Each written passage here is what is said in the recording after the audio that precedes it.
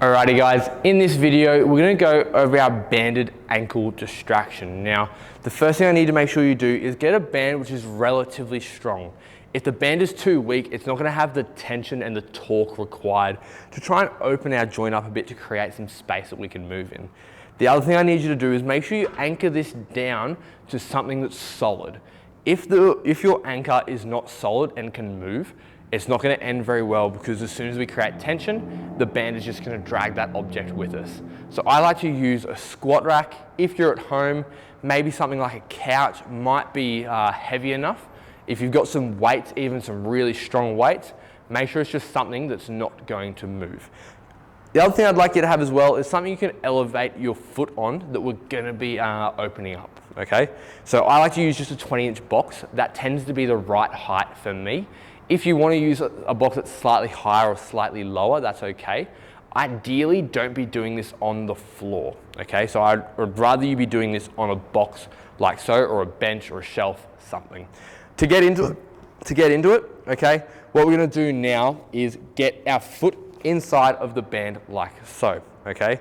Now, we're going to be stepping forwards away from the rack. I'm just doing it on this angle so that you guys can see. Notice here the band is right at the very base of my ankle. If you're wearing shoes, make sure you slip it underneath the tab of your shoes, just like so. So it's sitting right on the base of my ankle in here, okay?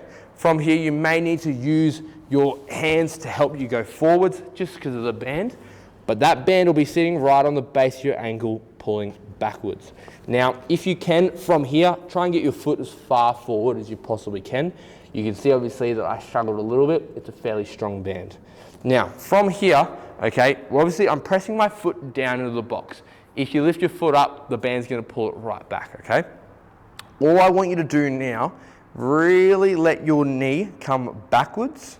From here, we're gonna start gliding and pushing our knee as far over our big toe as we possibly can. Then we're gonna glide back. It's a constant movement. I do not want you to hold. So we're going forwards over our big toe, gliding back. What you're probably going to notice when doing this one as well is you'll notice your arch is going to want to collapse as you go forwards. So we're pressing our big toe down, your arch will collapse. That is good. We want that to happen.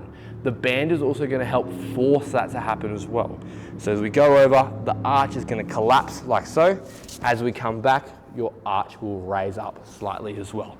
That is perfectly fine and normal. Once you've done your reps on one side, I then want you to obviously do the other as well, okay? It's a nice and simple one, and your ankles should feel really crisp after doing this. Even try doing a squat, and you're probably gonna feel like you can get a hell of a lot deeper than what you could prior as well, okay? But a nice and easy one, banded ankle distraction. But for those of you, just complete your sets and reps, and this is our banded ankle distraction. Please be sure to send me through some videos of you completing this exercise. Try and get the best angles available, whether it is a side angle or a front angle, depending on the exercise. This way I can make sure that I'm helping you perform the best technique possible for the given exercise. Send through the videos in the direct chat available to you, and then I'll give you some feedback straight away.